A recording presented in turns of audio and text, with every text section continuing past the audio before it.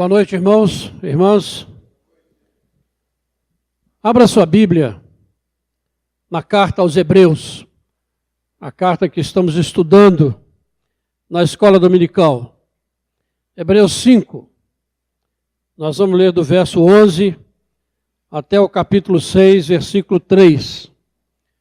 O texto no qual se baseia a palavra que Deus tem para o nosso coração nessa noite. Hebreus 5, 11 a 6, 3. Diz assim a palavra de Deus: a esse respeito, temos muitas coisas que dizer e difíceis de explicar, porquanto vos tendes tornados tardios em ouvir. Pois com efeito, quando devíeis ser mestres, atendendo ao tempo decorrido, tendes novamente necessidade de alguém que vos ensine, de novo, quais são os princípios elementares dos oráculos de Deus. Assim, vos tornastes como necessitados de leite, e não de alimento sólido. Ora, todo aquele que se alimenta de leite é inexperiente na palavra da justiça, porque é criança. Mas o alimento sólido é para os adultos, para aqueles que pela prática têm as suas faculdades exercitadas para discernir não somente o bem, mas também o mal. Por isso, pondo de parte os princípios elementares da doutrina de Cristo, deixemo-nos levar para o que é perfeito, não lançando de novo a base do arrependimento de obras mortas e da fé em Deus, o ensino de batismos e da imposição de mãos, da ressurreição dos mortos e do juízo eterno. Isso faremos, se Deus permitir. Amém. O estudo desta carta na escola dominical tem sido um grande desafio para a igreja e tem sido uma fonte muito boa, produtiva, do ensino da palavra de Deus, daquilo que nós precisamos receber a cada dia. Então tem sido um estudo desafiador, tem mexido profundamente conosco, com aqueles que têm participado e tem se tornado alguma coisa assim importante para a nossa caminhada de fé. E o estudo de um livro, ele é sempre bom, porque ele nos faz deparar com certas passagens bíblicas que talvez a gente não usasse ou não analisasse, porque às vezes são passagens difíceis de entendimento, às vezes são passagens que trazem uma mensagem mais forte para as nossas vidas. Mas quando nós estudamos um livro, nós vamos topar com estas passagens e vamos analisá-las sob a direção do Espírito Santo. Nós sabemos que Hebreus foi escrito para os convertidos do judaísmo por volta do ano 60 da nossa era e que estavam sofrendo uma grande perseguição e muitos deles estavam tentados a voltar ao judaísmo, deixando o cristianismo para não serem perseguidos, para poderem ser acolhidos pelo governo do Império Romano. Mas o autor dessa carta, ele vai deixar muito claro que deixar o cristianismo e voltar para o judaísmo era apostatar da fé. E isso iria trazer consequências terríveis para a vida dessas pessoas. E punições muito mais sérias do que aquelas que eles estavam sofrendo sobre o Império Romano. E hoje nós vimos, no estudo, como ele começa a falar do sacerdócio de Jesus, dizendo que Jesus é um sacerdote segundo a ordem de Melquisedeque, uma figura enigmática, surgida lá no Antigo Testamento, no livro de Gênesis. Abraão deu a ele o dízimo, ele aparece como o rei de Salém, a cidade da paz. E aqui em Hebreus, no capítulo 7, vai dizer que ele não tinha pai, nem mãe, nem princípio de dias, nem fim de dias. Ou seja, ali nós temos uma figura de Jesus que se manifesta a Abraão logo no início da caminhada do povo de Deus, do povo eleito de Deus com Abraão. E é interessante que chega um determinado momento, no capítulo 5, versículo 10, ele interrompe bruscamente o que estava dizendo. E ele vai voltar lá no capítulo 7. Por quê? Porque ele chegou à conclusão e ele sentiu a necessidade de exortar aqueles irmãos. Porque ele diz, olha, temos muitas coisas para dizer e difíceis de explicar, mas vocês têm se tornado tardios em ouvir. Então ele faz esta exortação, porque eles estavam como crianças em Cristo necessitados de receber leite e não um alimento sólido. E ele destaca aqui nesse texto a questão do comportamento daqueles irmãos, do seu testemunho diante daquele mundo pagão. Ele contesta e ele destaca aqui a prática dos valores cristãos que aqueles irmãos estavam falhando em dar. Eles estavam se comportando da mesma forma que os incrédulos, para evitar a perseguição. Então esse é o panorama que nós encontramos aqui no texto que o autor bíblico, inspirado pelo Espírito Santo, traz para nós. Mas, irmãos, nós precisamos trazer isso para o nosso contexto e dizer que nós vivemos na igreja hoje um panorama muito semelhante a este que nós encontramos aqui. Quando eu digo igreja, não estou apenas me referindo à nossa igreja, a primeira igreja presbiteriana, mas estou me referindo à igreja do Senhor nestes dias no mundo, daqueles que se chamam cristãos, porque nós estamos vendo irmãos que se dizem cristãos se comportando como os incrédulos, querendo ser aceitos por um determinado grupo, querendo ser bem vistos pela sociedade, em medo de sofrer bullying, de ser tido como uma pessoa atrasada, pouco instruída, pouco informada, medieval, que não vive a vida como eles entendem que deveria ser vivida. E muitos cristãos, então, se sentem acuados, se sentem temerosos de assumir uma posição firme, doutrinária, de comportamento diante do mundo. E uma coisa interessante, o nosso irmão Rodrigo, né, que usa a Kombi da igreja para o trabalho lá no bairro Amazônia, essa semana alguém bateu na traseira dele com muita força, uma Kombi, amassou aquele para-choque de ferro e foi conversar com o rapaz disse para ele assim, olha, fala que você deu uma ré e bateu em mim, porque a Kombi tinha o seguro. Ele falou, eu não vou fazer isso, eu sou um cristão. Aí o rapaz disse para ele, eu também sou. Então nós podemos nos ajudar uns aos outros. É um tipo de cristianismo que nós encontramos muitas vezes. Pessoas que não conseguem discernir. E ele vai falar isso aqui, que não consegue discernir aquilo que é certo daquilo que é errado. E isso tem acontecido muito dentro da igreja do Senhor Jesus. Mas eu quero destacar aqui nessa noite, nessa palavra, que Jesus é infinitamente superior a qualquer tipo de vida que esse mundo possa nos oferecer. Que Jesus é infinitamente superior do que qualquer coisa que esse mundo possa oferecer para você.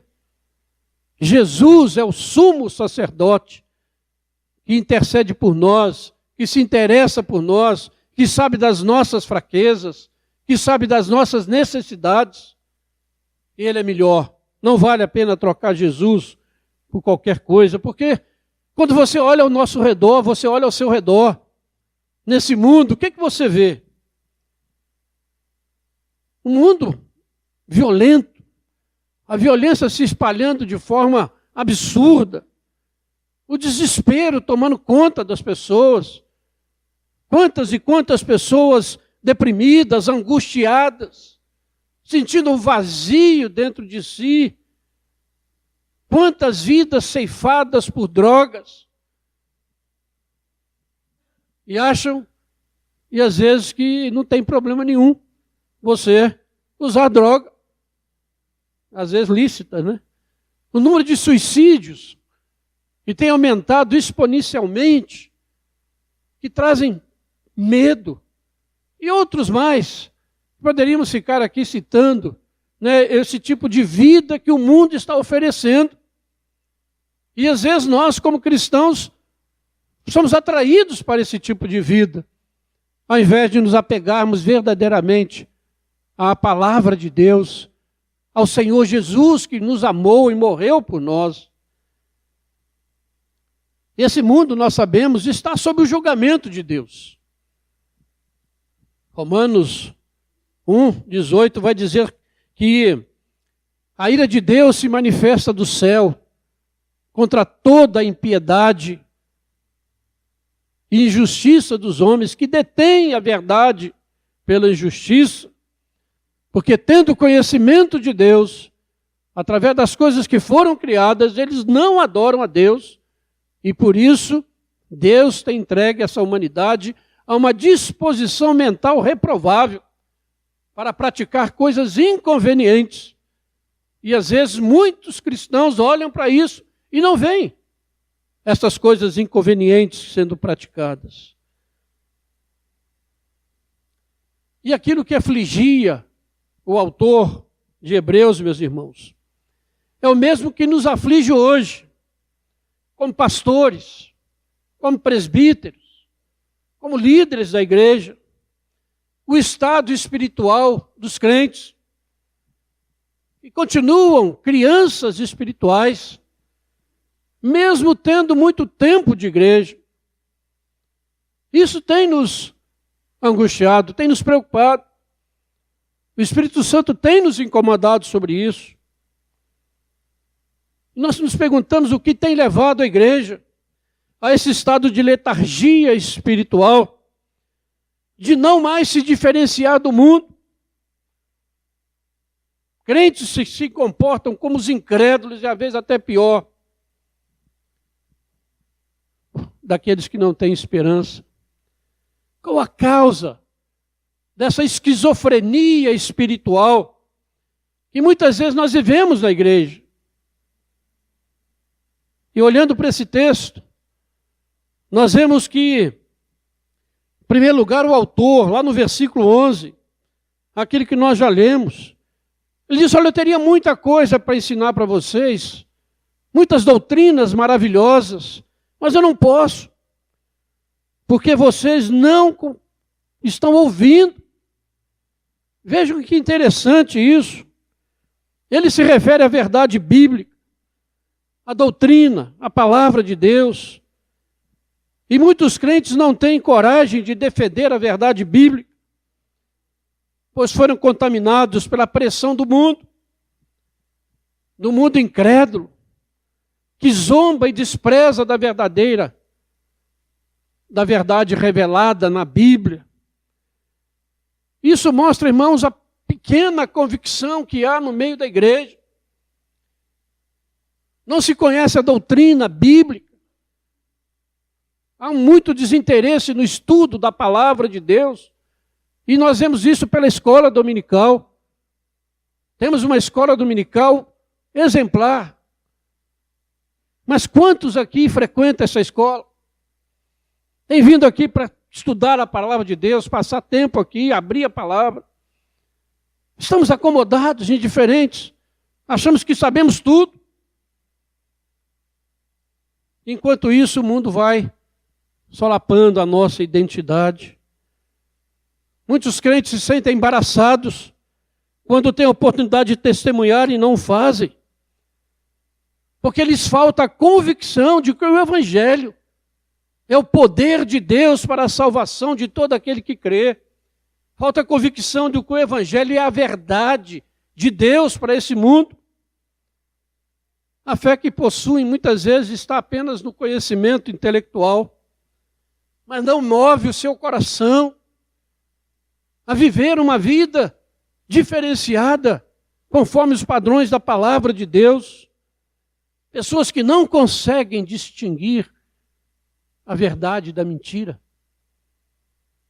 que não conseguem distinguir o comportamento de um cristão do comportamento de um incrédulo.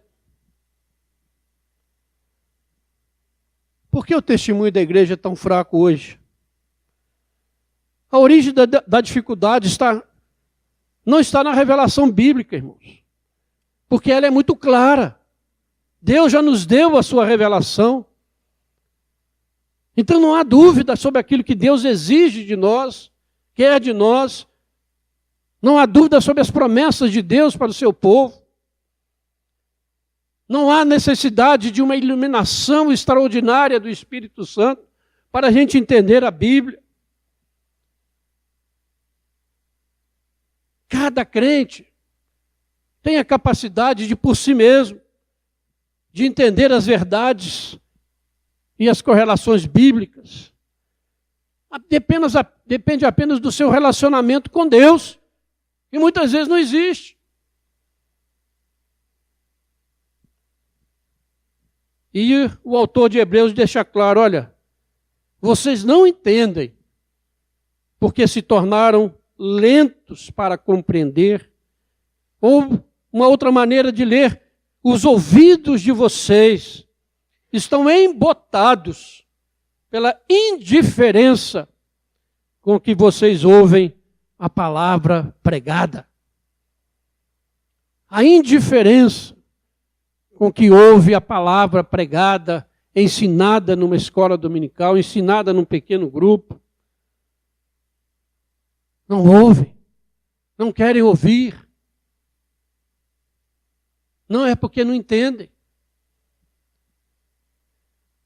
A indiferença, irmãos, a falta de amor, a preguiça intelectual, mental, tomou conta do coração de vocês.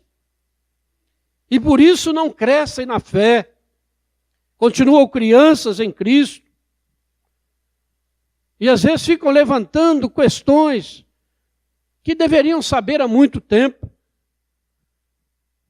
Ouvem o pregador, ouvem o professor da escola dominical, ouvem o dirigente de um estudo, de um grupo, pequeno grupo, mas não escutam Deus falando através deles.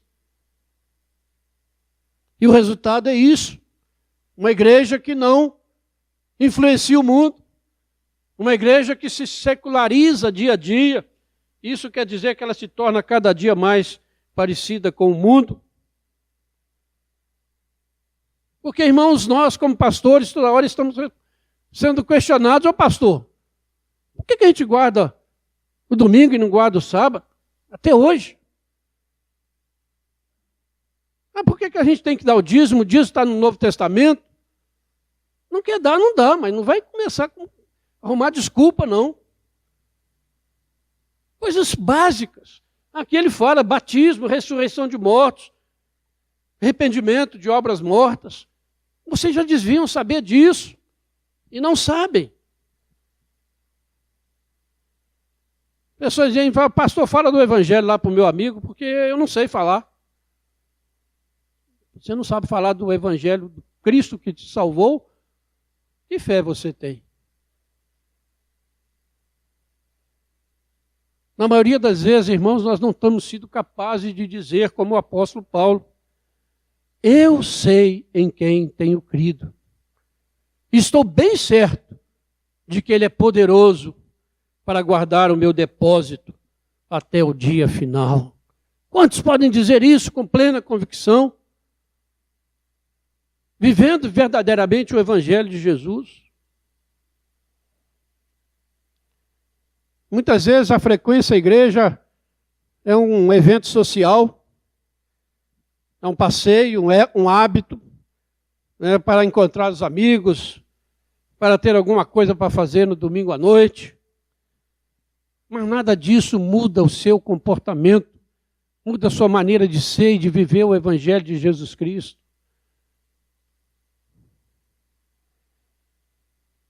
Ele diz isso aqui claramente no texto, mas qual a consequência desse tipo de vida, de cristianismo, dessa indiferença?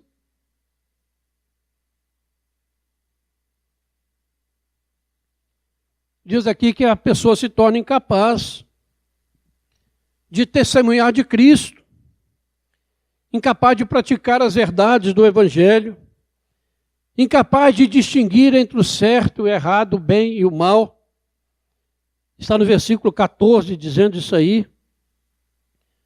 Porque é a prática, irmãos, do testemunho diário, é a prática do Evangelho onde a gente vive, a gente estuda, a gente está na nossa casa. É que fará o cristão crescer dia a dia. Vai torná-lo capaz de receber alimento sólido. E eles estarão prontos para ouvir a verdade e serão capazes de discernir, como diz aqui a palavra, não somente o bem, mas também o mal.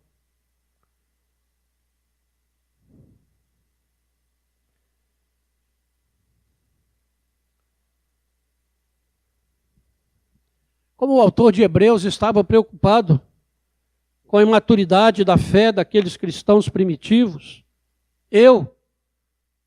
os demais pastores desta igreja, os presbíteros da nossa igreja, nós estamos preocupados com essa falta de crescimento espiritual de muitos membros da igreja, que às vezes impedem que a igreja caminhe porque temos que ficar tratando de coisas que já deviam saber há muito tempo, já devia ter mudado o comportamento há muito tempo. E essa imaturidade, irmãos, tem se tornado visível no comportamento de muitos crentes. Tem se tornado visível nas redes sociais, na falta de vigor, de certeza, de alegria da fé. Quando alguém que se diz crente há muito tempo, mas não é capaz de distinguir que tipo de roupa que ele deve vir para adorar a Deus. E às vezes tem que ser chamado a atenção, ou causa escândalo. É isso.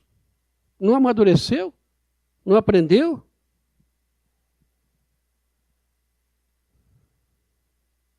Quando um crente é capaz de postar nas redes sociais comentários, fotos e outras coisas mais inconvenientes, e às vezes em lugares inconvenientes que o crente não deveria estar, e acha isso lindo.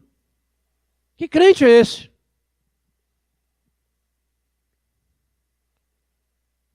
Quando um crente deixa a igreja por causa de um partido político, como nós estamos vendo acontecer aí, que maturidade na fé é esta? Trocar o corpo de Cristo por um partido político? E não vai dar nada, esperança nenhuma.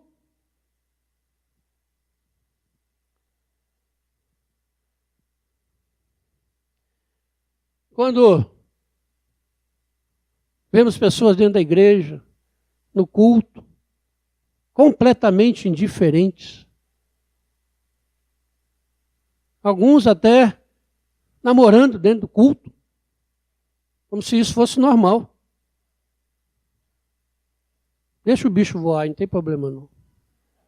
Está querendo distrair a sua atenção. Que coisa horrível. Vem na igreja do mesmo jeito, da mesma maneira e não muda. Não ouve o que Deus está falando com ele. Quando os pastores precisam aqui ficar sempre lembrando as pessoas, né, da importância de estar na igreja, na escola dominical, que domingo é o dia do Senhor. E nós devemos consagrar esse dia para o Senhor. O que acontece? Será que nós não aprendemos até hoje isso? E alguém tem que ficar falando disso todo dia? Falando do privilégio de ser dizimista, de trazer o dízimo na casa do Senhor. E a gente fica todo dia tendo que falar isso, porque não aprende. Então, irmãos, esse tipo de comportamento e a necessidade dessas exortações mostram que muitos crentes não são capazes de distinguir entre o bem e o mal.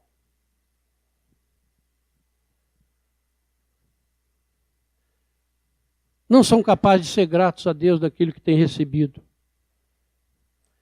E o problema é que essas pessoas se tornam presas fáceis de Satanás.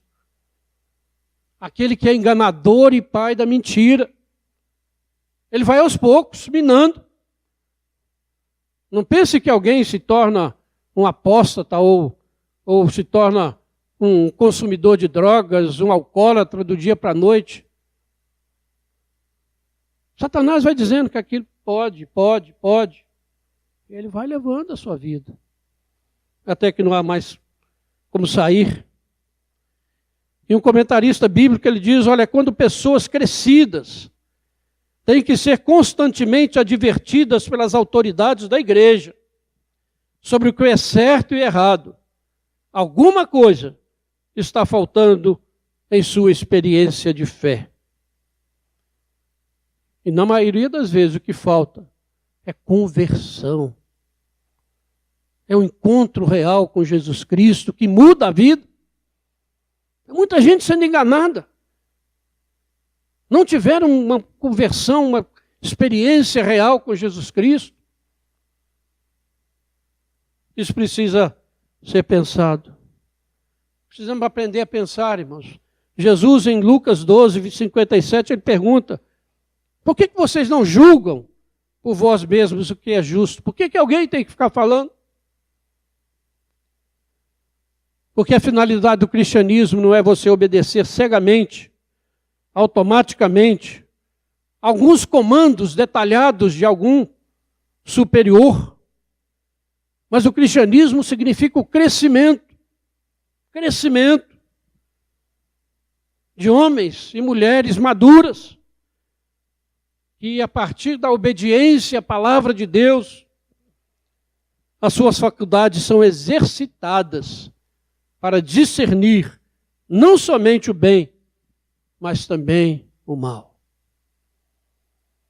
E é muito triste constatar quantos membros da igreja ainda não conseguem receber um alimento sólido, não são capazes de estudar uma doutrina, receber alimento que vem da palavra, porque não estão ouvindo, estão se recusando a ouvir.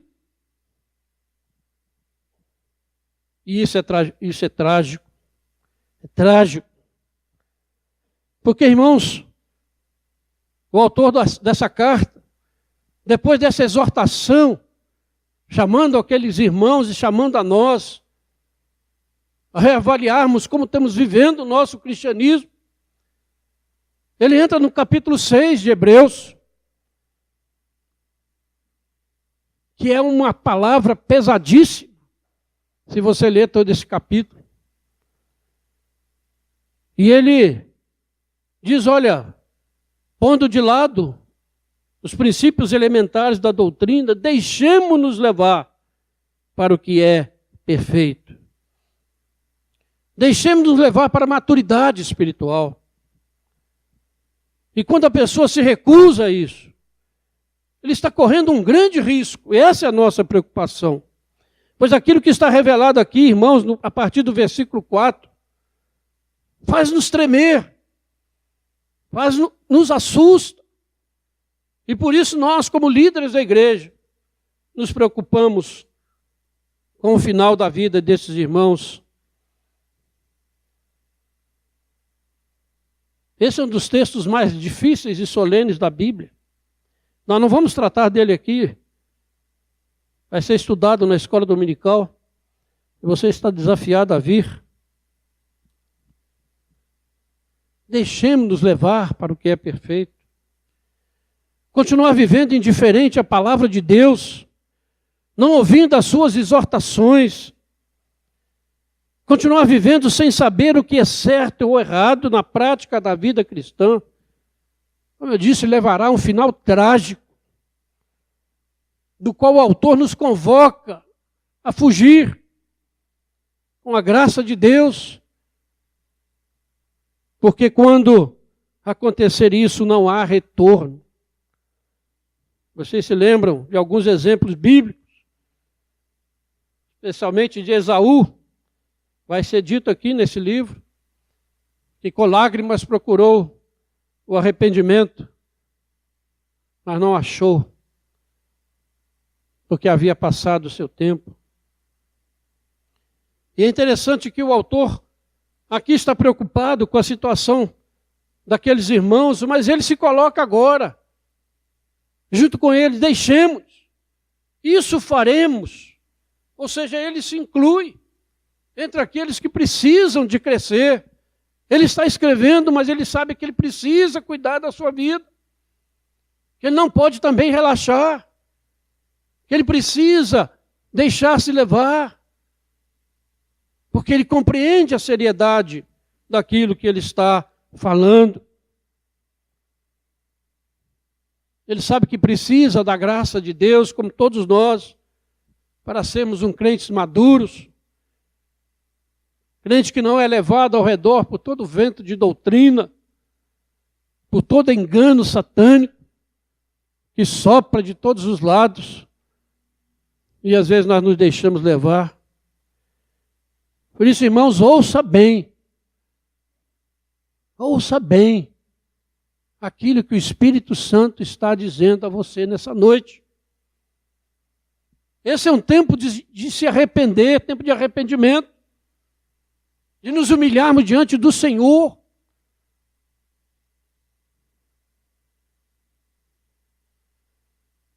A porta da graça ainda está aberta. E é possível entrar por ela. Mas até quando? Vamos brincar de ser crentes? É tempo de mudar o seu comportamento, o seu modo de viver, o seu modo de adorar a Deus, o seu modo de se comportar dentro da igreja. Precisa mudar. É tempo de vivermos de modo digno daquele que morreu por nós, que foi a uma cruz no nosso lugar, que não teve vergonha de morrer por cada um de nós, e às vezes nós temos vergonha de viver por Ele. É tempo de viver em santidade diante desse mundo. Por isso, o autor de Hebreus, algumas vezes ele repete essa expressão: hoje, se você ouvir a voz de Deus, não feche o seu coração. Não endureça o seu coração. Não tape os seus ouvidos, mas ouça, porque Deus está falando com você. O tema do ano na nossa igreja é cuida de ti mesmo e da doutrina. É um chamado para cuidarmos da nossa vida, para entendermos a doutrina. É um chamado muito sério da palavra de Deus. E o tema desse mês é específico: cuida da tua alma. Cuida da tua alma. Tem cuidado de você, do que você está vivendo, do que você está se alimentando, de como você está vivendo. Esse é o desafio, irmãos, dessa palavra. Porque cabe a cada um fazer isso. Eu não posso fazer isso por você e você não pode fazer por mim. Você tem que fazer por você mesmo diante de Deus. E que o Espírito Santo, de fato, nos conduza àquilo que é perfeito.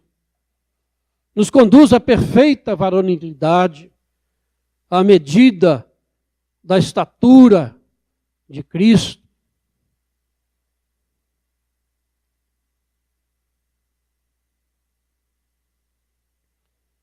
E finalizando essa palavra, eu convido você a olhar para os pastores dessa igreja, para os presbíteros desta igreja, que estão aqui à frente hoje, para que você possa vê-los. Que apesar de todas as falhas que possamos ter, das fraquezas, dos pecados, você deve vê-los como homens que têm procurado servir a Deus e a sua igreja com temor e tremor no coração e que sofrem quando vêm. Quantos irmãos que são crianças em Cristo, quando vem o estado espiritual fracassado da igreja, de tantos irmãos e irmãs queridos, os quais nós queremos ver na glória conosco, e às vezes estão indo por um caminho que não é o caminho de Deus. E eu digo isso, irmãos, com muita humildade, com muito temor e tremor diante de Deus, desse Deus que tem nos chamado a esta função. E eu ousaria aqui mesmo,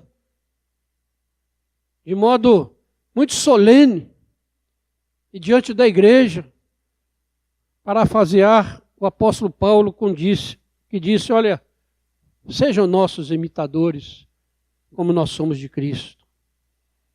Difícil dizer isso. Somos homens, como qualquer outro aqui presente, sujeitos aos mesmos sentimentos, sujeitos às mesmas tentações, sujeitos às mesmas pressões,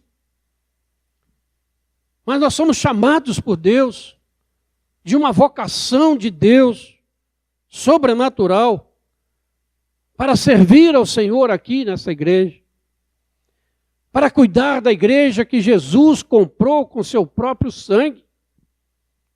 Isso não é coisa pequena e nem fácil,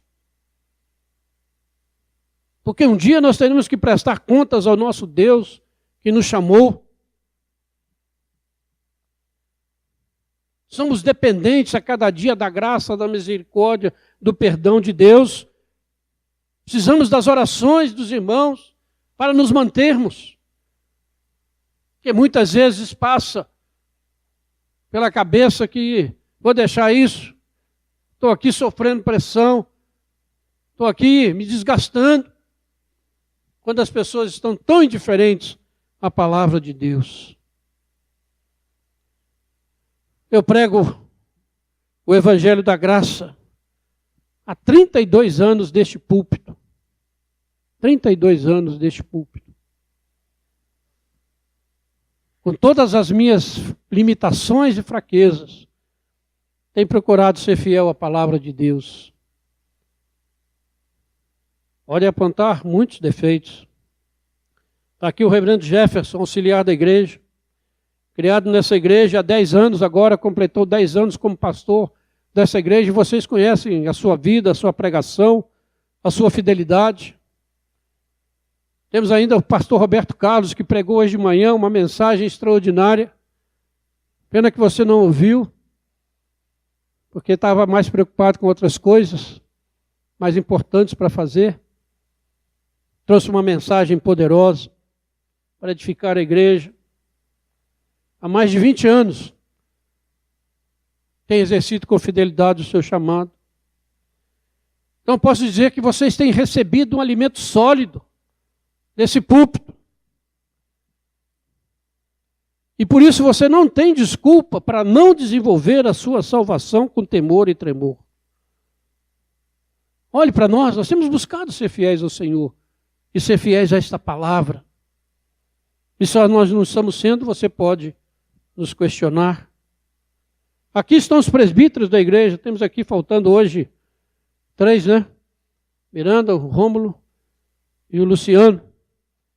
Não, que estão viajando, questão de saúde. Mas aqui estão esses homens. Alguns mais veteranos na igreja, na fé, na idade, outros mais novos. Mas todos, porém, imbuídos de temor e tremor diante de Deus, do seu chamado, desse elevado chamado de Deus para as suas vidas. Que quem somos nós, irmãos, para guiar a igreja que o Senhor comprou com seu próprio sangue, a não ser pelo poder do Espírito e pela graça de Deus, mantermos cada dia, cada semana e cada ano servindo ao Senhor. Olhe para eles. Tem zelado pela igreja com muito empenho e dedicação. E como eu disse, quanta responsabilidade sobre os nossos ombros. Porque é a Cristo Senhor que nós estamos servindo, muito mais do que a igreja. É a Cristo, o Senhor da igreja que nós estamos servindo. É a Cristo Senhor que nós iremos prestar contas da nossa atuação, da nossa vida, daquilo que ensinamos, de como comportamos diante da igreja. Mas além disso, olhe para os membros maduros da igreja, tem muitos crentes maduros, firmes na fé, dedicados, estão ao seu lado. Irmãos e irmãs que nós podemos louvar a Deus pelas suas vidas, são exemplo de fidelidade. Temos na igreja muitos que louvamos a Deus.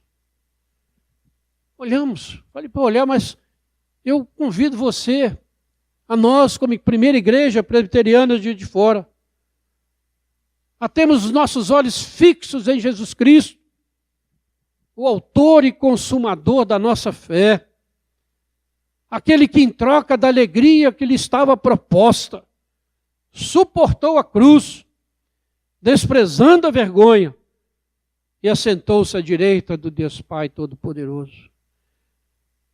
Pensem bem naquele que suportou tamanha oposição dos pecadores contra si mesmo, para que vocês não se cansem, nem desanimem.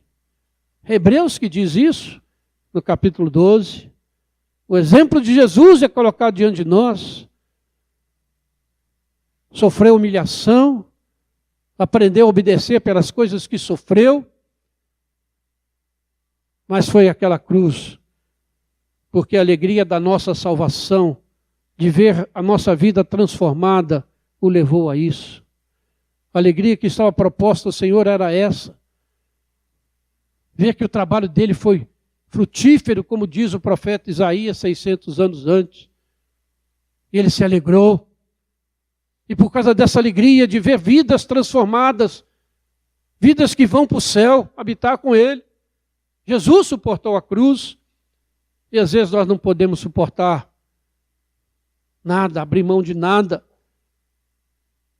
Não queremos abrir mão do nosso conforto, da nossa vida sossegada e tranquila, daquilo que fazemos, porque o mundo nos pressiona, porque nós não queremos ser tidos como pessoas diferentes, e às vezes nós envergonhamos o nome do Senhor. Por isso, irmãos, é hora de nós abrirmos os nossos ouvidos à palavra de Deus. É hora de nós vivermos em santidade nesse mundo perverso. É hora de comermos alimento sólido, a fim de nós sermos conduzidos à maturidade da fé, permanecendo fiéis até a morte, na certeza de que o nosso Senhor nos dará a coroa da vida.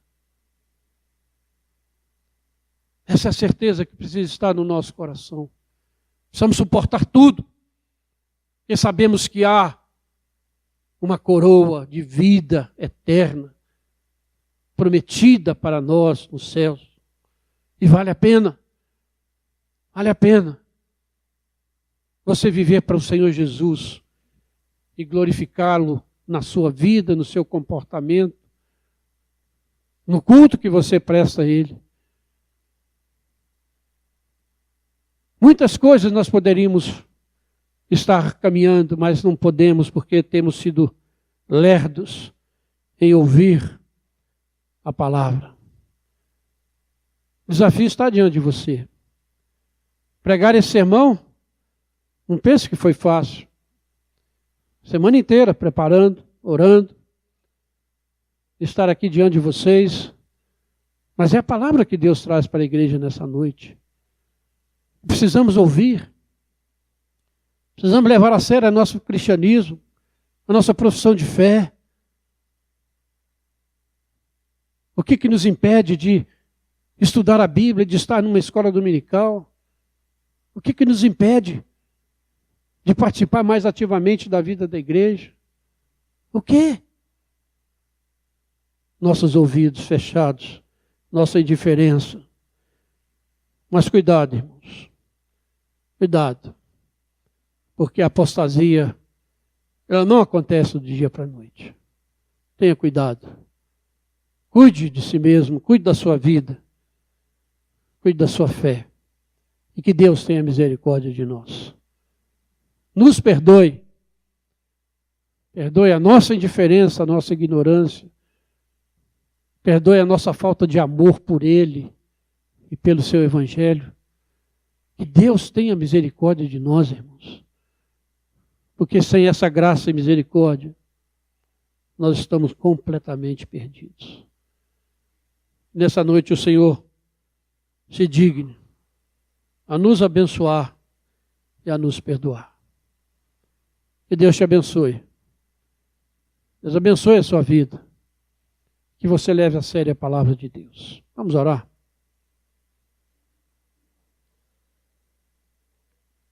Tem música depois?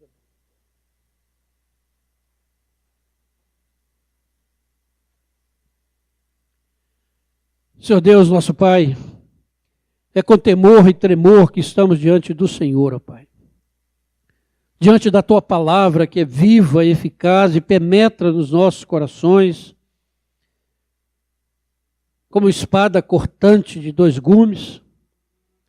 Ó Pai, é diante do Senhor que nós estamos contritos, ó Pai. Muitas vezes envergonhados, Senhor. Porque muitas vezes temos entristecido o Teu Espírito que habita em nós. Temos falhado no nosso testemunho.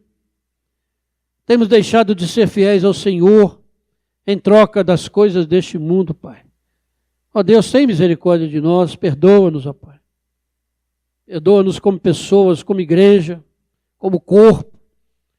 Às vezes em que nós temos, ó Pai, envergonhado o nome do Senhor com comportamentos completamente contrários à Tua palavra. Tem misericórdia do Teu povo, Pai.